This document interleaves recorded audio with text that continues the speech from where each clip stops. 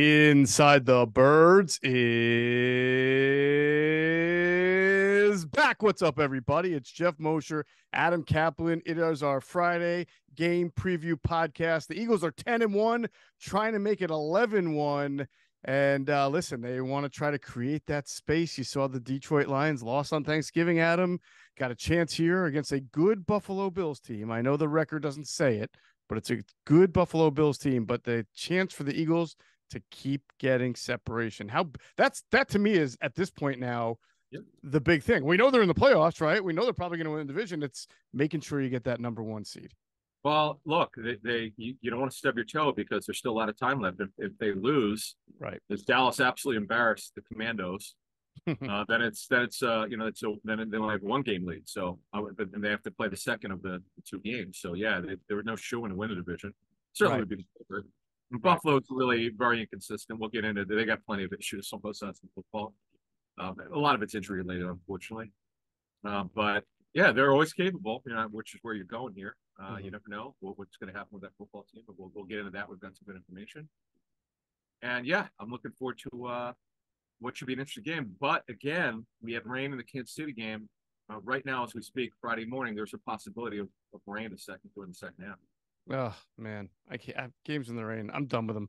I I can't stand them. I like snow, not rain. Yeah. But that's all right. We hope everybody had a great Thanksgiving. I hope everybody has enjoyed the content this week on Inside the Birds. Q&A had a great show earlier this week, and really fascinating stuff in Inside the Tape with Greg Cosell and Clay Harbor, as they picked up on a few things that we'll talk about in this podcast that Sean Desai did defensively coming out of the bye week. Obviously, it worked as the Kansas City Chiefs only scored 17 points, but we'll talk about how that might, translate into this game against the Bills. And of course, our Inside the Birds pregame live show will be at Fringe Bar, 140 North Columbus Ave there in Philly, right on the Delaware waterfront, starting at 1:00. We are doing 1:00 start for this game. We want to be there when the action is really starting to happen there at Fringe Bar, and they've got that great stadium seating theater with the 50-foot screen TV to watch the game on. So we'll talk more about that in a little bit, but we just want everybody to know it's a 1:00 start on Sunday for Inside the Birds pregame live. Me, Adam, Greg Cosell, and Jason Avant. And Adam, because I was not involved in our last pregame show, I have to pay up on my bet. I guess I gotta wear the Michigan hat all show because I lost, Penn State losing to Michigan.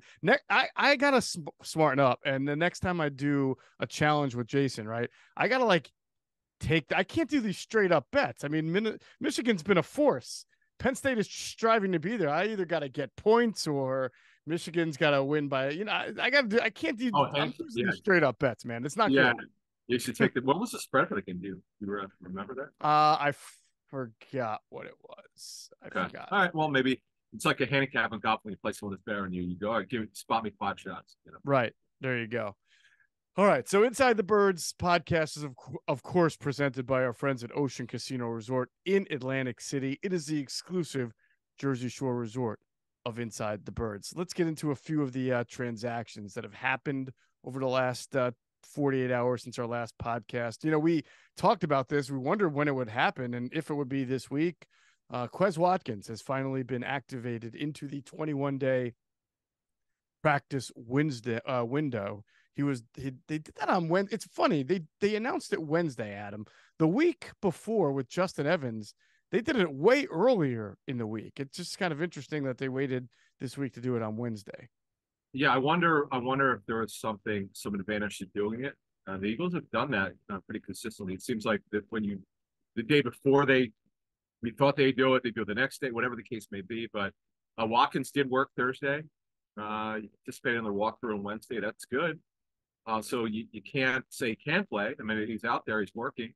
But I'd be surprised since he's limited if he would play. Typically, if a guy's limited, getting up to the first week of practice coming up IR, they typically don't play. Correct. But we'll see what happens. They have tomorrow. They have until tomorrow at 4 p.m. Eastern to activate him. I'm interested to see what happens when he does play. Yes. Because Watkins didn't play with Julio Jones. Because Julio Jones played a lot. And they did some 10 personnel with him, in addition to everything else. I'm very interested to see how the should integrate both guys in the offense together. That would be fantastic.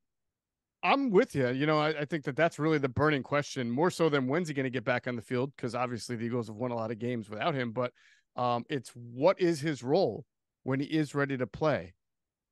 The fans, some people, man, the fans are tough on Quez. When I tweeted that he was active into the 21-day window, it's amazing how many people responded, "Well, close that window." It's like they don't want Quez Watkins back, and I get it. They're, the Super Bowl drop that could have been, but he does add a speed dimension to this offense, and I do suspect that Nick Sirianni is going to try to incorporate that speed element at some point. Now, he may not go back to being the number one slot guy or playing as many snaps as he did prior to the injury, but Nick Sirianni, he likes his speed, and he's going to want to try to figure out a couple of different ways to get Watkins on the field. Yeah, shot play central with him. That's what he's there for. Right. And I know Sirianni says this, and there's some truth to it. The tape shows it.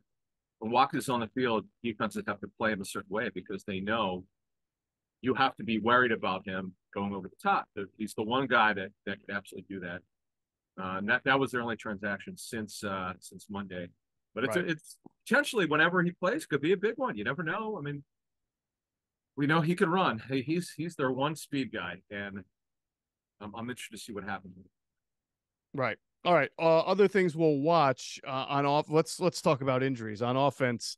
DeAndre Swift was a limited participant in Thursday's practice because of an ankle. I imagine he'll play, but it is interesting because I believe, as you noted, that this is the first time he's been on the injury report. And is it all year, or is it just with the ankle? Yeah, no. What happened is, just to be clear, he's definitely playing. He was added Wednesday to the injury report. He still participated in the walkthrough. He did work limited Thursday. Definitely expected to play. AJ Brown also for the first time this season with an injury, not rest. Thigh, he's going to play. Julio Jones, knee, expected to play. Goddard's not playing this week with forearm fracture, which we knew. Calcaterra, though, that's not that he does a whole lot, but it just, you kind of saw this last game when Calcaterra went down. They're like, all right, let's go more. Not only 11, we might do some 10. So they kind of told you what they're thinking with this receiver group without enough tight end. Wouldn't surprise me if that was the same mentality against a Bills team that, as we'll get into in a minute, has some very good pass rushers, but they've also got some real issues in the secondary, health related. So if you think you can block it up, then you probably feel like you can strike some big plays against their secondary. So the question to who takes Calcaterra's spot, do you see more of, Albert O, or do they do something else at tight end? No, yeah, no, I don't know that it might just be more your Jack Stoll is going to be your tight end in 11 personnel. And then when you're not in 11 personnel, you might be in 10 more so than say 12 or certainly 13. So they'll be okay there at tight end, and we'll see what happens with Grant Calcaterra as the week goes on.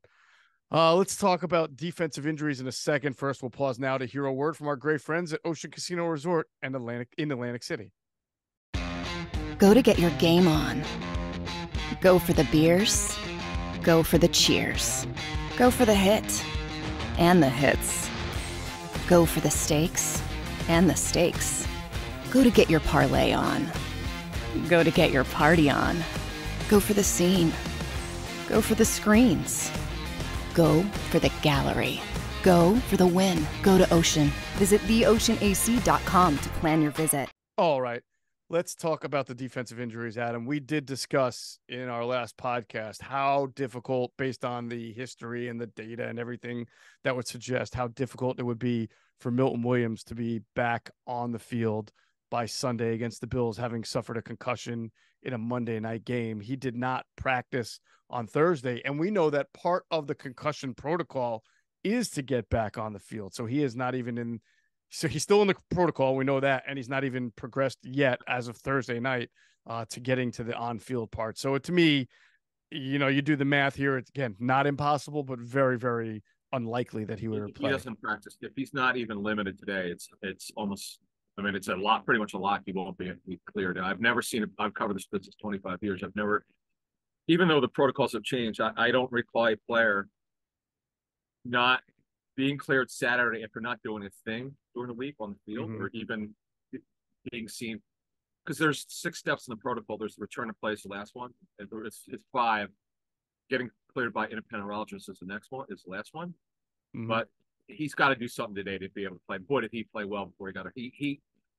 That was probably his most explosive game before he got hurt. He got off to an unbelievable start. Part of why their run defense struggled in the first half was when he was not on the field, quite frankly. Yeah. But he really played well. What a story he's been of development. And as we noted back in 13, yeah, he was taller, but he had short arms. And that was a problem for teams, and also going to Louisiana Tech. But he is a stud player, man. He is one of the best backup defensive linemen. And when I say backup, I may have to revise that. He does technically start some games. Yeah, in their 5-man fronts. That's correct. So the Eagles will probably be down 2 linemen again. Well, not again, but down 2 linemen for that game. The Milton Williams, and obviously the team is still without rotational backup. I mean, he doesn't play very much, but he does play when he's active, and that's defensive end Derek Barnett, who continues to be away for personal reasons. So again, probably some chance for Moro Jomo maybe to get some snaps against the Bills if he finds his way onto the field. Other than that, there's not Justin Evans still not practicing. He's in the 21-day practice window, but he didn't practice Thursday. Is that strange that he's in the practice window but didn't practice? It would suggest. I mean, we don't know for sure, but that would almost suggest that he had a setback. Yeah, that's typically what it means, because he didn't participate in the walkthrough, which is not a good sign. right. We don't know what the issue is. We don't know what if it's a sprain. We don't know what the thing is, but he can help them for depth. That he has some versatility. Although, boy, Desai did all sorts of stuff. Everybody seemed to move in that last game to give Mahomes. We'll preview the Buffalo game in a minute here. We'll explain some stuff that we know, and also we know Cosell and Harvard talked about it in Q&A. But man, they did a lot of stuff. More stuff they did coming out of the bye. They did a lot of stuff they had not done before, and Evans could help them because he's a guy shown versatility in his career. It's too bad. Yeah. All right. We'll just have to see what develops with him. But they have got, with Roby back and with Ricks playing now, and obviously, they're getting a little healthier in the secondary. I think, it would be good to have him, but it's not like it was a couple of weeks ago when they were just so decimated. Dire. Yeah. It was actually dire before the Buyer trade. Yeah. That necessity, they had to make a trade. Right. There's no one out there. You could have signed Teron Harmon, who's bounced around this season on a couple of practice squads. He actually signed somewhere Thursday. But Byard's a better football player, and he had his best game as Eagle by far. Certainly was impactful. Mm-hmm. And having a smart player like that gives you the ability to do different things, and that was a good point. But yeah, they look. But C.D. Brown's playing more stat. He's their third safety. Yep. Now, and we'll see what happens. Yeah, and they are still playing some big nickel when they want to, because Sidney Brown was on the field in snaps against the Kansas City Chiefs.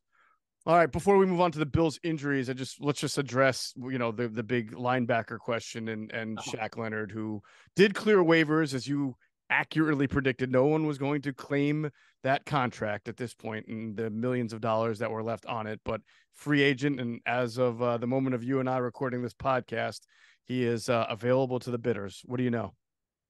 So, a couple things. There's absolutely no reason to work them out, because you just go by the game tape that tells you everything. You work out players that have not been with the team, or you would only work out a player who was released if there was an injury that you need to see up close. Like you want to see him start and stop. But again, that's going to show up on tape, so that's not the issue. We've heard there's interest, but I know it's out there from other people. But we know independently that there's interest. But here's the thing. He's got to come to grips with a couple things. It's put the money to the side. The Colts are on the hook for just over $6 million. It's remaining. It's all fully guaranteed. So the money's not the problem. There are two things here. Wherever he goes, wherever he decides he wants to go, and wherever there's interest, he has to decide, is he willing to take a backup role? Let's move forward to Philly, right? Zach Cunningham's going nowhere. He's a starter. Now, Nick Morrow, this has been a nice story. You bring Leonard in, if they do bring him in, he's got to learn the system first. It's different from what Gus Bradley ran in Indy.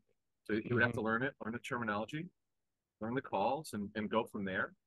And then over time, whether he wants to, whether he'd be a starter or not. If being a starter immediately is important to him, then he's probably not going to sign it, Billy. If winning a Super Bowl is number one, that's going to have a lot of appeal to you with it. Yeah. A high character guy, it just he's regressed. The tape tells you. Think about it. They're walking away from $6 million. They didn't want him. Colts. We don't have to guess. They cut the guy. Yeah. He played a lot of snaps, so that's there were certain situations. I know he questioned it several weeks ago. He wasn't like getting mad at anyone, but he just didn't quite understand why he was down a little bit in snaps that he's fully healthy. Because he's had neck problems, surgeries. He's been hurt. But the thing that's alarming is they signed to an extension 2 years ago. Now cut him. That tells you a lot. 100%. So we'll see where this goes here. There are other teams involved, and he's only 28. And I mean, could he have dropped that? Could the tape be that bad? We'll ask. Greg on Sunday. Great question. Great job. Yeah, we will. I mean, look at Todd Gurley. I mean, the guy was MVP, and then 2 years later, he was also. I know it's a different position, but sort of similar in that it's two positions that take a lot of I mean, you play linebacker specifically in a Tampa 2 defense, right? For Matt Eberflus when he was there as the defensive coordinator, and he changed things up a little bit, but the early stage of his career is playing a lot of Tampa 2, and you're running around, you're colliding into running backs, and it's a lot of mileage on that body. Yeah, I would say, right. And they Gus Bradley's running it now, and Eberflus ran before. But he was a stud with Eberflus. That's where he became a great player. But you make an interesting point, and there's data out there that the most injured position in football is on defense is off the ball linebacker because of the traffic. One of the teams gave me this analytical injury data years ago, and I don't have it anymore. But I remember thinking, I thought it would be like safety. Safety's up there, but off the ball linebackers most according to their injury data. That's when Peter gave it to me. I was like, oh, okay, I'll probably use that someday. And fast forward, here you go. Good point. Yeah, I think you're right on with that. Now his was neck and shoulder. He had at least one major surgery. And you have to see. I mean, again, the fact that they moved on from him tells you that they were willing to eat the $6 million. That's not good. And that, as I said on our show the other day, I'm like, no one's going to claim that contract. Let him pass through waivers. You're off. You don't owe him anything. You bring him in. The contract's got offset language, so if the money is irrelevant, then what you're paying them, because it's also be responsible for it. So away we go. All right, and that actually that would be a pretty good segue to Bill's injuries because they have a linebacker who's really good, who's injured in IR, and he takes a big toll too. We'll get to him in a second. On offense, two guys who are on IR and won't play for the Bills: the running back Damian Harris and the tight end Dawson Knox. Now it's funny, Dawson Knox had wrist surgery. The same conversation we're having about Quez Watkins, right? Like, what kind of role do you have when you come back healthy?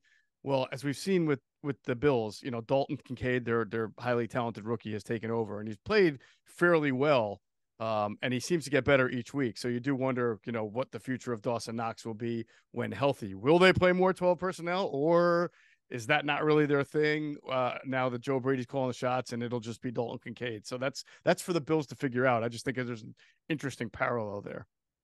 Sure. So Kincaid, they're really treating him as a receiver. If you watch him, he's a slot receiver. It's just a big slot receiver. Yeah. They don't have a slot. It's Paul Beasley moved on, so he is that guy. And he's explosive after the catch. He's a good player. You'll see him number 86. That's a guy that we will fill in for him, or has been filling in for him. In fact, we'll probably take over the job full time. We don't know exactly when Knox will be back. And then the other, it's too bad Damian Harris, he has a neck injury. He was signed to be the backup for James Cook, and that's why they brought old man Latavius back. I met Latavius Murray at the Super Bowl. Really nice guy. Told me flat out, I'm not retiring. He's 31. One of the tallest running backs I've ever seen, just under 6'3". Yeah. Short goal line guy, could pass protect well. And by the way, Josh Allen has this recurring right shoulder issue. He's been on the injury report majority of the time this season. And it's nothing new for him. He's had AC joint sprain throughout his career, and he just deals with it. We don't know exactly what it is, but it's his throwing right shoulder. And that's it. No, it's funny. Bill fans, they're pretty defensive. When Allen has a bad game, you can't criticize him on Twitter. You can't. It's kind of funny. I get Yeah, a it kick is. out of the fans. It's kind of like they want to be the ones to criticize, and no one else can. Right, exactly. Yeah, you can't talk about our guy like that. Only we can talk about our Right. guy like that. I'll tell you what I think Latavius Murray is great for. Do you ever play the Immaculate Grid game? I don't know what that is. So it's Pro Football Reference. They bought it. It's sort of it's this crossover thing. It's sort of like the Wordle of sports where they'll give you three helmets going, in a grid across the top and three across the side, and you have to match them up. Meaning a player who played for each of these teams, right? So guys like Ryan Fitzpatrick and Case Keenum and Latavius Murray, who have played for like a billion NFL teams. They're always good for those. Oh, I can't think of this guy who played for Yeah. the Dolphins in Washington. Oh, Ryan Fitzpatrick. Bam, you put him in there. So if you get 9-9, not only is that considered a successful grid, but then the more you get points for rarity. Like if you could think of someone who played for both teams, like let's say it's Eagles and Minnesota, right? People might pick Jalen Rager. I would say like Lorenzo Booker, and it'll tell you the percentage. It'll be like 0.4% of the people responded what your response is. So it's a fun game. Was he traded from the Eagles to Minnesota? I believe he was traded from the Eagles to the Vikings. Yeah. Yeah, good call. Oh, Latavius Murray's been on 6 teams. Yeah, he's now 32. Right. He's a very boy. He for a guy that tall before his kind of body wore down, he was so explosive when he came out of Central Florida. But anyway, Yeah. so those are the injuries off. As we go to defense, obviously the Bills defense has been absolutely decimated by injury. This is like 2005 Eagles type list of injuries there. Yes, the Mike McMahon team. You've got as we talked about, their best player on defense is Matt Milano, their linebacker. He's on IR with a knee leg injury. Daquan Jones from Penn State, the defensive tackle, he's on IR with a pec. He's a good defensive lineman. Tre'Davious White, Pro Bowl corner, he is on IR once again, a torn Achilles, which I think is this the second time or was it an MCL or ACL last time? It was ACL. Yeah, So I think you're right. just to clear this up, Daquan Jones, he won't be back to the playoffs if he returns at all. It's a torn pectoral. Right. Milano had a serious leg knee injury. That there's no timeline for him. He certainly won't come back during the regular season. He is not only the best defense player, I agree with you. He's one of the 2 or 3 best off the ball linebackers in the National Football League. Oh, yeah. Been an unbelievable story of development. Their secondary is, if these guys with the concussions don't get cleared, do you remember who was the kid? It's not Cam Lewis from the Bills, but his last name was Lewis. He played a corner. That was a personnel guy. I think it was Lewis. A cornerback from Pitt named Lewis. The last name was Lewis, Lewis. No, I remember Dion Lewis, the running back from Pitt. No. It's escaping me right now. He's a flash of the pan. He was with a ton of teams, and because Uh-huh. what happened was he had an unbelievable pro day workout, and that got him. No one wanted him, and then what happened is he had such a great pro day. People want with his size, so one of the teams had interest in him because of his speed, so he kept bouncing off. So, because when I saw Cam Lewis, I'm like, that's definitely not the same guy. Because I know this guy was with the Eagles at one point. But so Cam Lewis is like the 5th corner. He's got a shoulder problem. Mhm. You mentioned White, Kyer Elam, who's been a bust as a former first rounder. He got benched, and then he got hurt with an ankle injury. He's on IR, so he can't help them. Dane Jackson, who's now starting on the outside with White out, he's got a concussion.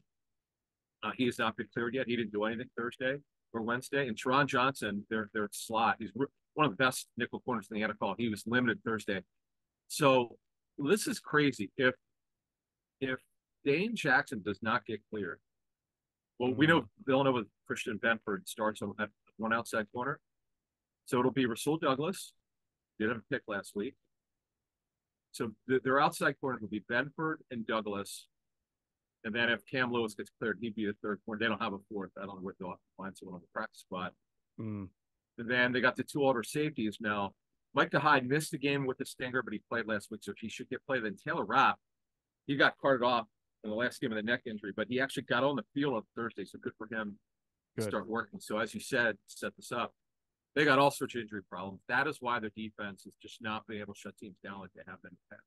Yeah, I mean, man, that trade for Rasul Douglas looks. I mean, that was not like a big needle moving trade when it happened, but if they didn't make that trade, my gosh, what would they be right now at corner? That was pretty rough. So we'll see. What's that? I don't know. Yeah, I mean they would be in dire straits if they had not made that. And I'm not trying to make Rasul Douglas out to be Darrelle Revis either, but at least he's a starting corner with experience. He's played in that kind of scheme before, so they're all right with him being able to play there. They just can't have any more injuries there. That would be devastating for them.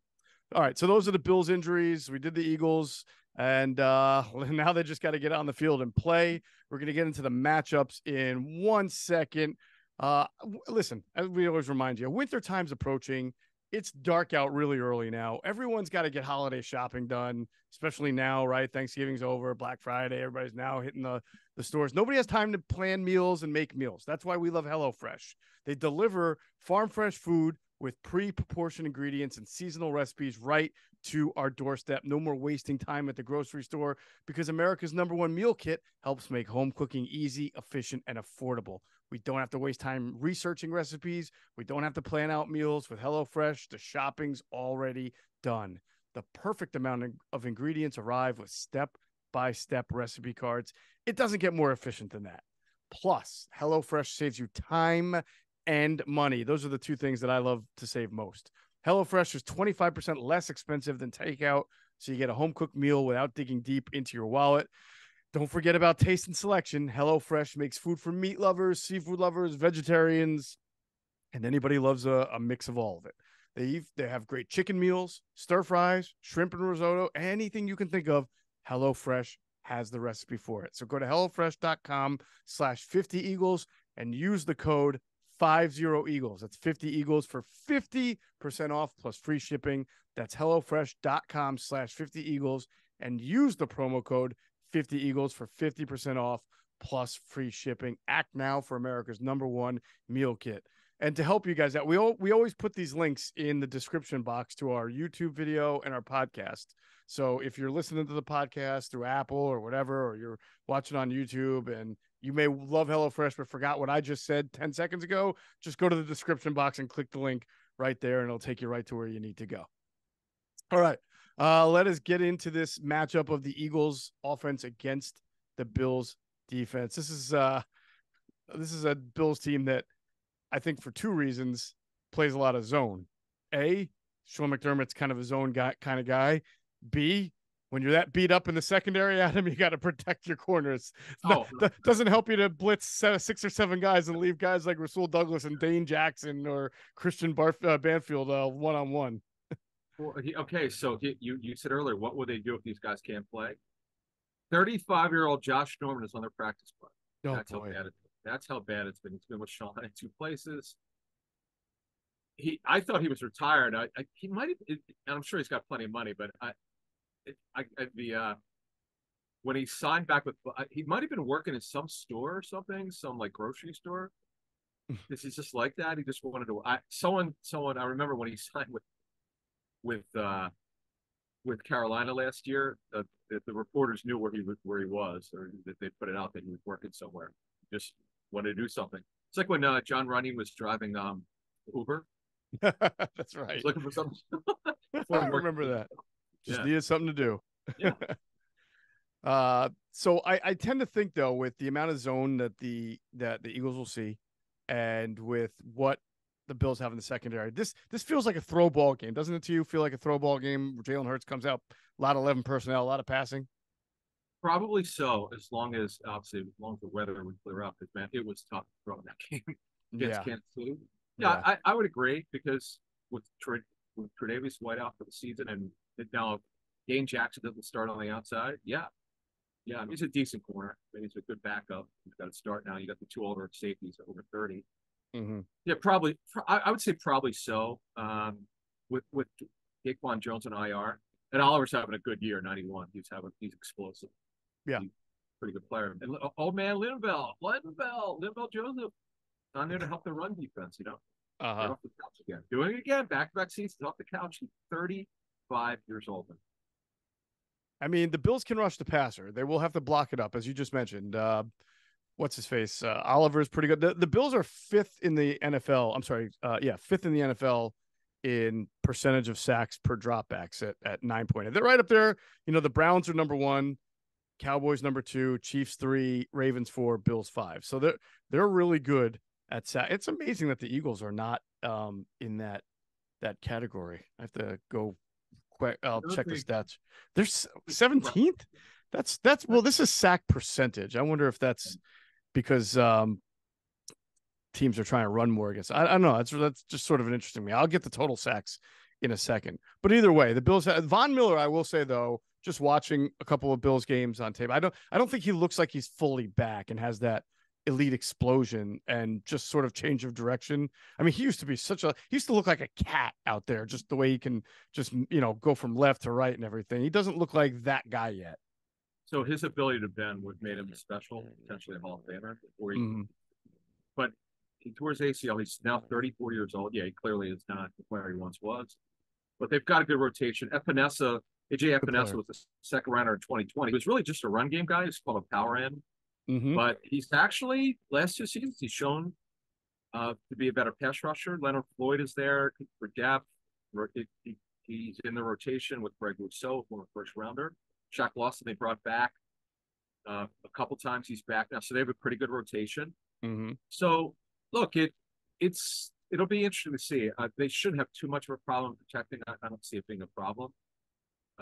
Yeah, I would agree with your assessment. I had not thought about that, but now that you say it, yeah, I think it'll be a throw ball because we always we try to forecast what we think is going to how it'll come out, but it's always dependent on how they run the ball because they have to for Sirianni to stay with it with Brian Johnson. They have to get off to a good start, or they're throwing the ball. And by the way, they pass the person on that one. Yeah, that's what they have, and they're going to do that most of the time. But boy, Swift looked good. In terms of running quarterbacks that this team has faced, the Bills, they haven't faced a lot of them. So it's not like you could point to one quarter game and you go, okay, that's comparison. They just have not by schedule. You would call Russell Wilson's more of a scrambler. If you just go through the games, Trevor Lawrence certainly could run. Lawrence 7 for 31 against them. That he definitely will run. But it's not like they faced a whole slew of running quarterbacks facing each other. Right. They did face Sam Howell. He's another guy. He's more of a scrambler than a runner, and they wiped the floor with the Commanders anyway. So, yeah, no, your point well taken. They have not faced and now we did see Jalen Hurts run the ball a lot more, right, against Kansas City. The knee looks good, but again, I think we both agree. Yeah, this I'm not saying he's not going to run. I just think that they're going to try to come out and test that Bills secondary. And by the way, the Bills are second in the NFL in sacks, in total sacks. Really? 39 is what I have here. So the Ravens have 44, Bills 39, Cowboys 37. Well, that was actually Cowboys 37 going into the Thanksgiving Day game. So I forget how many they had. So the Eagles have 31. They're sort of middle. I don't want to call it middle of the pack. It's probably 3, 4, 5, 6, 7, 8, 9, 10, like tied for 10th or 11th there. But it feels like they get a decent amount of sacks, but sort of middle of the pack right now. We knew they were going to be way down from last year. Yeah, of course. No way they could. I mean, if they got in the 50s this year, I thought that would be pretty good. Because first of all, Reddick coming back, and I was thinking for the season that Reddick would probably struggle to come off the ball with the broken hand, with the club, whatever the wrap. That was a problem, but now he's been on absolute fire without it. And Sweaty's having a great year. BG is helping out in his role. See, Carter is not an accomplished pass rusher yet. He certainly gets pressures, right? But over time, he's obviously had a very good year. He's certainly the running defensive rookie of the year. But over time, I'm not saying he's going to be Hargrave as a pass rusher. He'll get better. I mean, he's a rookie, but he's having a really good rookie season, and he brings it. It's funny. I did see, you mentioned a bunch of times that I see the trying to catch the spike, and I only watched it live, and I thought it was funny. I didn't really think much of it. He almost got it. I know. Well, here's why I want to bring it up. Just that all he had to do is if he dove and deflects the ball up in the air, you don't know it could have been picked off. Of course. Like I That's a said, I really, was blown away. I thought it was ingenious to try yeah. to do that. I thought it was great. And, right. You kept saying, I'm like, again, I held off judgment because I needed to see it again. I think I've gone over it 6 times. Uh-huh. You might have to look. The Eagles discovered the tush push, or they stole somewhere. This is actually why wouldn't you do it, right? I've been thinking this all week. Is this going to become a thing now? Is he going to try it again? Is it going to become a copycat? Why wouldn't you? Right.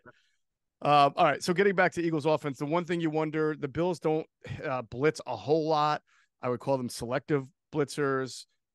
You do wonder, though, does Sean McDermott sort of watch what Kansas City did, nickel blitzes, cat blitzes, as you call them? Do they try to borrow a little page there? Because the Eagles offensive line does not normally get overpowered. They did against the Jets, but in general, they don't. Sometimes you can confuse them on certain blitzes or bringing guys from areas they didn't expect, or twists and stunts. That's what I felt Kansas City did best. So we will see if the Bills and Sean McDermott, who is now the play caller with Leslie Frazier taking the year off, we'll see if they try to take anything from that Kansas City playbook. Yeah, I mean they're a selective blitzing team. They play 74% zone coverage, so they're right in the middle in today's NFL with zone. To me, see, that's why I agree with you on this, because they don't have anyone who could. This is where AJ Brown muscles up whoever's on his side, and I'm just, yeah, absolutely, you nailed it. This is a throw ball game. Yeah. They have to. Swift was great. I love this. I got to tell you, I love what the coaches did, and we'll get to decide the best game of the Eagle. I know they could have lost if MVS would have caught that, and then they didn't go down and score the other way, but it's not the point. The point is that Brian Johnson and Sirianni brought a lot of new stuff out, not as much as Desai did. There are reasons for it, because there's certain, they're coaching different sides of football, but the Eagles brought some new wrinkles. And you mentioned the 10 personnel. Yep, a lot more. And maybe someone's due to necessity after Calcaterra got hurt, but I am spreading them out. Absolutely. What are they going to do? They just don't have the corner. They do not. That's why I think it's a bit of throw ball. I would expect the Eagles to be in the upper 20s to lower 30s with their score in this game. A little forecast for how we're going to pick this game up in a couple of minutes. Again, DeAndre Swift, we'll see what kind of running. I think he'll catch some passes, because when you face zone teams that drop back a lot, you can find the edges and the flats with your running back. So we'll look for that. Big games for AJ Brown, Devontae Smith, maybe even Julio Jones gets in the action there. To me, it's just about making sure the offensive line blocks it up. And obviously we talked about the guys up front that they have to block. They got to block Oliver, got to block Von Miller. You got to block Epinesa. Those three guys to me really stand out. If you can block them, you can probably have a pretty functional offense. If you don't block them, your quarterback's going to be on the run trying to make second reaction plays. Anything else on offense you want to touch on? Well, no, they had a bunch of design plays for Hurts. I was impressed. I thought he's clearly doesn't look quite like he has in the past. Right. Part of it's the left knee, but they gave him the ball a ton. I don't expect him to back off of it, as long as he's not on the injured report again. So we'll, yeah, I mean, he's not been on the injured report. I don't think he's been on the injured report this season. No, I don't think so. Certainly not. No, that's it. That's it for offense. All right. Before we get into the defense, remember, we told you this. Inside the Birds is going to be live. We're going to be doing pregame live from Fringe Bar 140 North Columbus Boulevard in Old City, Philly, starting at 1:00. This is an awesome bar/restaurant. I mean, you got drinks, you got food, you got dinner, anything, right? With a one-of-a-kind 250-seat theater and a 50-foot big screen. That sounds just like numbers, but when you're there, you're like, oh my God, 50 foot. I mean, 50 feet. Everybody likes to watch sports on huge TVs now, and this thing is 50-foot HD screen. Got to come check it out. It is an incredible place to watch all Eagles games, and you would no better place to boo the Bills than at Fringe Bar. It's got a soulful menu of dishes inspired by Chef Kenny. Great guy. Chef Kenny's been very good to us. His meals are inspired from both his family and from his travels. They make great lemon pepper wings. Jason Avant loves the lemon pepper wings. A burger with smoked cheese sauce and crispy onions, fried cheese curds. I'm a big fan of fried cheese curds. I mean, there's just an endless array of great food to get there. And during our tapings of Inside the Birds pregame live that are at Fringe will give half price wings $8 Blue Coat drink specials, and an Eagles-themed cocktail. Fringe Bar is your new favorite game day hangout, so come support Inside the Birds and Fringe Bar. All right, Buffalo offense against the Eagles defense. So this is a little interesting, right? Because we have sort of only one game's worth of, I guess, evidence or tape to watch with Joe Brady as the offensive coordinator. We know 2 weeks ago, Ken Dorsey got fired as offensive coordinator in just his second year doing the job. But Sean McDermott had seen enough. Joe Brady, interestingly, Adam, and you can weigh in on this. Joe Brady is someone who was fired from his past offensive coordinator job. So kind of interesting that he gets elevated to that position not really long after he was fired from the same position elsewhere. Yeah, 2 years ago in season, Matt Rule fired him. What I'm told was that he had trouble getting the playmakers to football. It's not good. DJ Moore was there then, and the guys who they need to get to football were not getting it. And Rule had seen enough, so he fired him. He had some limited play call experience at LSU. Was not what had been out there. They're the older guy. I forget the guy's name. His coach with him. That was really the main play caller. Anyway, great energy, smart guy. I know he. In fact, he interviewed for a head coaching job. Didn't he interview with the Eagles? He did. That's a good point. I think he did interview with the Eagles. Was it? Yeah. I think he said that they were really impressed with how smart he was. But he's a little bit. He's got great energy. He has a lot to learn. That's basically what we've heard on him. He's got a ways to go in terms of development as a coach. And it's not easy to coach Josh Allen, I can tell you, because he wants to do his own thing. He's a high level thrower. He's gotten over his inaccuracy, but he doesn't always take the play that's there. And Brian Dable did a phenomenal job of reaching them. He coached them super hard. They had a great relationship. From what we were told, they both went at each other pretty well, but respectively. And Dable leaves, and now you have Ken Dorsey, and then Ken Dorsey's and now you have a young guy who's doesn't have the pelts on the wall, so to speak, of coaching someone like this. So it's going to be a challenge for him, and you've got a receiver core other than Diggs. Gabe Davis has not had a good year. Feast or famine once again. He is totally. In fact, that's been the story from the Bills standpoint, and why Dalton Kincaid is basically a slot receiver, because they've not. He is now the second pass target. It's Diggsy and Kincaid and Gabe Davis every once in a while, and then clearly Josh Allen either doesn't trust him, like Mahomes doesn't trust his young pass targets, or they're not dialing up. One of the two is this. Gabe Davis, by the way, is on a contract here. It's just not happening. So. And they don't have a very good offensive line. The Eagles should feast. Right. I feel like from a naked eye standpoint, just watching a Bills game, Adam, that when you watch the offense, that it almost feels like 65 to 70% of their passing game is Josh Allen on second reaction plays, which he's great at. And their passing game has been good enough that they are top 10 scoring team in the league, but everything just looks like it wasn't drawn up that way. So that's a testament to how physically gifted Josh Allen is and how strong, like that. Now, you talked about getting hands in playmakers.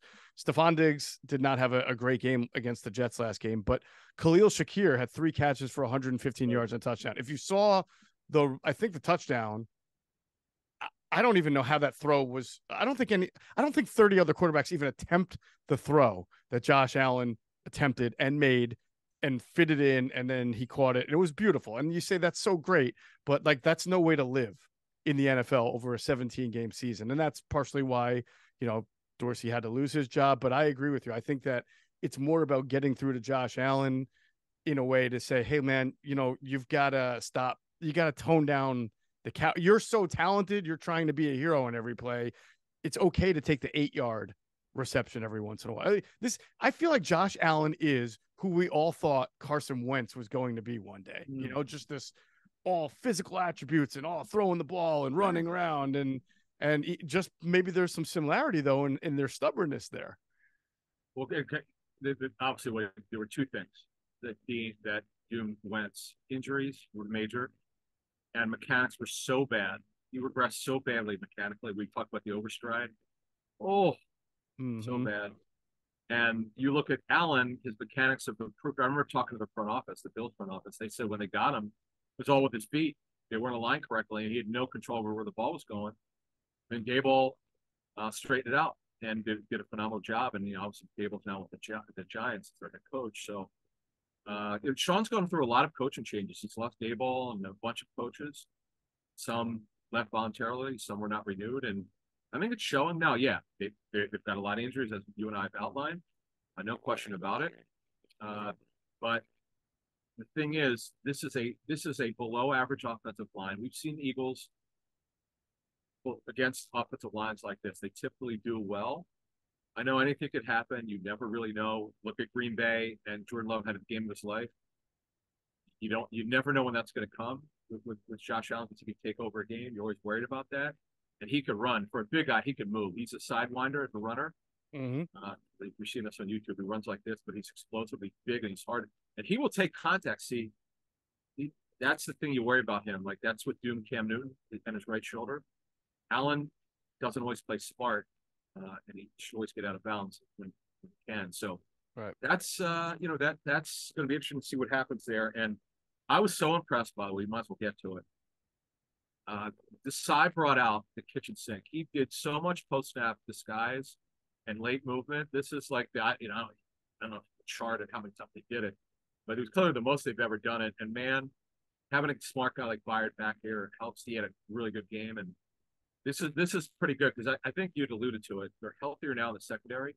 That gives them the advantage to do stuff like that. Yeah, as Greg Cosell and Clay Harbor pointed out in this last game against the Chiefs, for the first time you saw Sean Desai play James Bradbury. I'm sorry. It plays Darius Slay always on the boundary, and you saw them play Bradbury always to the wide field side, and that was a constant. Now I don't know if that was just for Kansas City. I imagine that it was not. I imagine that was a response to the fact that Bradbury has not played well, and you want to give him the wider field side where you tend to get more safety help. There's other wide receivers to that side, so you are, that's the passing strength side, so you get extra safety help. Whereas on the boundary, a lot of times you're going to be by yourself, especially if there's a blitz. So that was the first time that they had seen that, that was and to me, Adam, that's a reaction to Bradbury just not playing well. I don't think that was just Kansas City Chiefs specific. 100%. There's no question. Coaches will coach the limitations of the players. That's what good coaches do. Yep. And you do what you can. And I just thought that Desai had it going on. We could say all we wanted, oh, the Chiefs receiver course struggled. I get that, but the point is, you do all you can to make Mahomes think. Just hold it slightly, because it didn't work in the Super Bowl very well. Had some success, but not as well as, not even close to this game. Because they based it on what was going on with this young receiver core. Mahomes did not been playing well. And then you take it and you see it, you come out of a bye and you feel good about it, and great job. We don't know who's in, like we know on offense who's kind of in the game plan. I don't know who his right-hand man on the defense is. Mm-hmm. We know that Jeremiah Washburn has got a lot to say in the defensive line and stuff, but whoever's helping him, man, give him an A. Phenomenal job of coaching. Absolutely. Absolutely. Now, I will say that the other interesting thing that Sean Desai did was he played Roby in the slot on first and second down, but Eli Ricks mostly in the slot on third down. It's hard to figure that out. It might just be more that on third down, you want to get a more physical presence, a younger physical corner, a little bit more press. And maybe that's what they wanted out of Ricks, who has long arms and more physical. I don't know. Hopefully we'll get an answer about that at some point. Somebody will ask about it. MVS runs shot play in the slot. I know that. Now, obviously, now when they ran that slot play late, that was with Roby, but I know that MVS will line up inside sometimes. So it's Justin Watson. Right. They'll line up sometimes to go vertical. That's a good point. So we'll ask the guys on Sunday what they saw, but I just was very impressed with what Sean Desai did. He's a really good coordinator. And what I loved is, after the run defense was really bad, you noticed they loaded up the front. They were like, okay, we're gonna take away the crossers from Kelsey. We run a lot of those option routes. They took that away, and they started shutting down the A and B gaps. And also, you saw some of those edge runs in the first quarter where they were getting edged. Not anymore. They cut that down, and they shut down Checo in the second half. So again, you adjust to what's happening. If it's not working, you adjust. Now, this will be a great test for Joe Brady, right? You mentioned, can he get the ball in the hands of his playmakers? There's no reason that Stephon Diggs, who's a Z type receiver, can play slot, can play outside, and Dalton Kincaid. There's no reason to not see bunch formations. You know, the Eagles are going to struggle with this. They struggle with switch offs. They struggle against motion and bunch formations. If the Bills are watching tape and not doing some of that and trying to get Stephon Diggs mismatched and Dalton Kincaid mismatch in the slot, then they're just not watching Eagles tape. So to me, that I get that they scored a lot of points against the Jets. There's a little smoke and mirrors. Is again, the only one who had a big game was Shakir. James Cook I think the Jets had a couple of turnovers deep in territory because the Bills, it's not like the Bills had 600 yards. Cook had a touchdown. Who else had? Somebody else had. Shakir, I mentioned, had the 100-yard game, but that's basically it. Cook had a 29 receiving yards. Kincaid had 46. There wasn't a ton of yards here. Josh Allen threw for 275. He only completed 20 passes at him. That was his second. That's tied for his second fewest this year. So they're going to have it not kicked up a notch if they want to go toe-to-toe with the Eagles. And those guys in those formations are going to have big games. And you would think that Joe Brady, if he wants to continue to be offensive coordinator going on past this year, he's going to look at the tape and say, we need to do more of that. I wonder if they will spy Josh Allen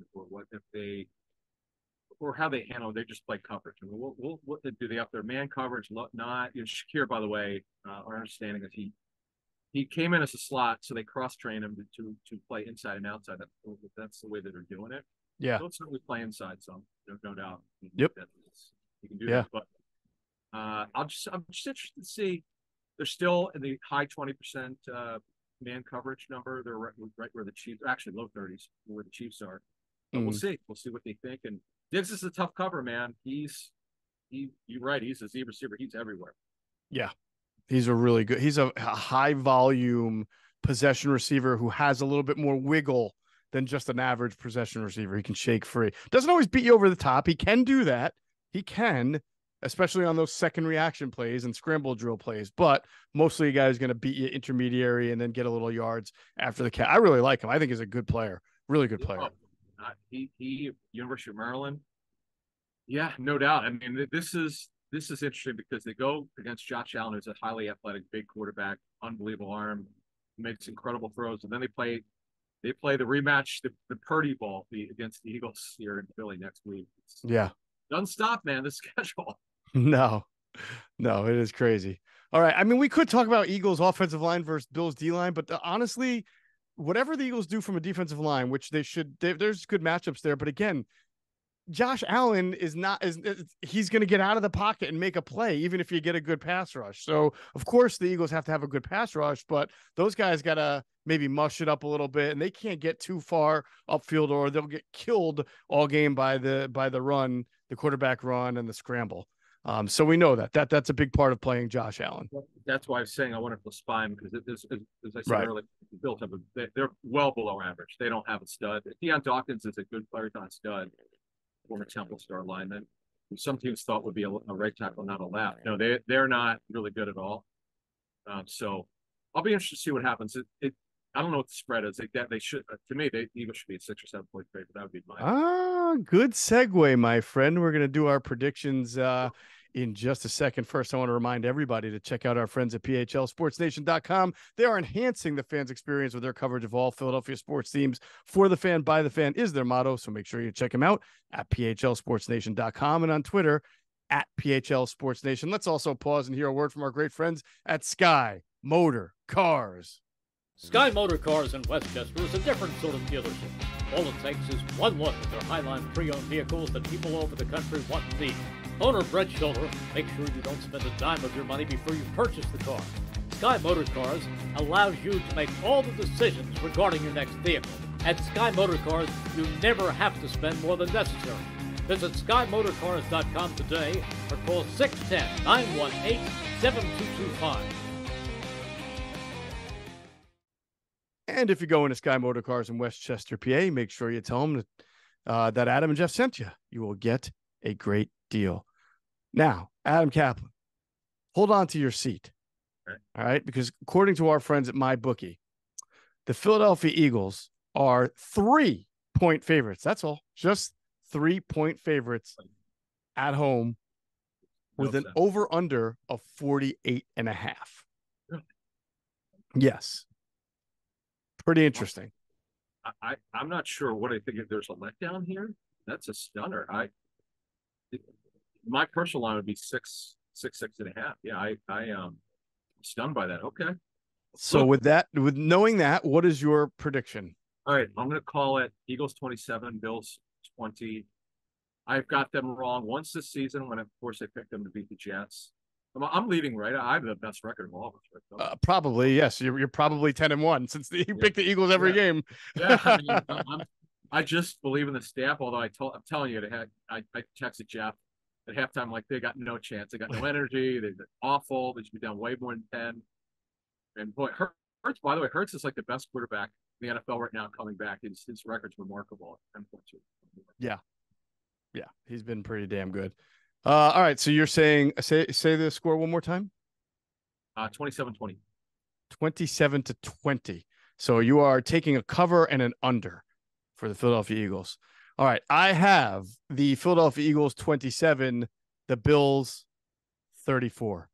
Oh, 34. Yeah. I'm thinking, I'm agreeing. I think the letdown after the big win in Kansas City happens. I think the Bills are going to score a lot of points. I think that because this is a team, this is one of those rare quarterbacks where the Eagles defensive line gets neutralized because he's so hard to bring down and he gets to extend plays. And against this Eagles secondary, when you can extend plays and buy yourself an extra second or two, I think guys like Diggs and Kincaid and Gabe Davis even are probably going to fare pretty well. I think the Bills are going to score points. And yeah, I think they're going to win. I'd be stunned if they scored. You said 37. You say 34 or 37? 34-27. Well, I'd be surprised with Roby back. And they're pretty healthy on defense right now with Milton Williams. Yeah, we'll see. Hey, you never know. But these odds makers are really good. I'm surprised if they don't have, they're not taking home field to an account. Really? I don't know. Okay, we'll see what happens. All right. Well, we will see. And again, we'll be at Fringe Bar at 140 North Columbus Ave alongside Jason Avant and Greg Cosell at 1:00 on Sunday. And then after that, will be headed over to Hard Rock Cafe for another Eagles watch party. So you can join me there and I'll have prizes and giveaways and we will have a grand old time. I've been doing great trivia there. I've been buying people drinks for getting things right. We always have fun at the Hard Rock Cafe. All right, that's going to do it for this edition of Inside the Birds, the leading podcast in Eagles Intel. As always, we thank you for flying with us inside the birds.